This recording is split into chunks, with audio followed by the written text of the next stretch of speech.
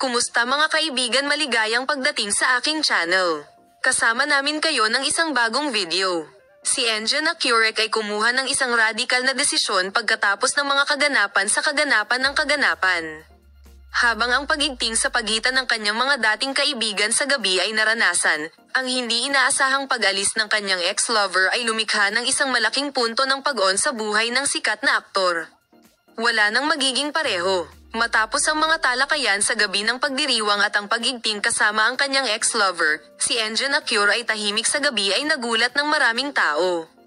Gayunpaman, ang katahimikan ng sikat na aktor na ito ay talagang isang harbinger ng isang mahusay na desisyon na naisip niya. Ayon sa impormasyong natanggap mula sa agarang paligid na si Enja Nakurek ay nais na kumuha ng isang espongha sa nakaraan at magpaalam sa mga pangalan na hindi sumusuporta sa kanya. Lalo na pagkatapos ng Cold War sa pagitan ng mga panauhin, ang sikat na manlalaro ay sinasabing nagpa siya na ganap na magtapon ng mga tulay sa ilang mga kaibigan. Una sa lahat, nalaman niya na pinutol niya ang lahat ng kanyang ugnayan sa kanyang dating at ayaw na maging sa parehong kapaligiran sa kanya muli. Bagaman sinubukan ng kanyang ex-lover na lumapit sa kanya sa gabi, ang distansya ni Enja Nakurek ay nag-sign ng desisyon na ito. Manatiling nakatutok upang makita ka sa mga bagong video.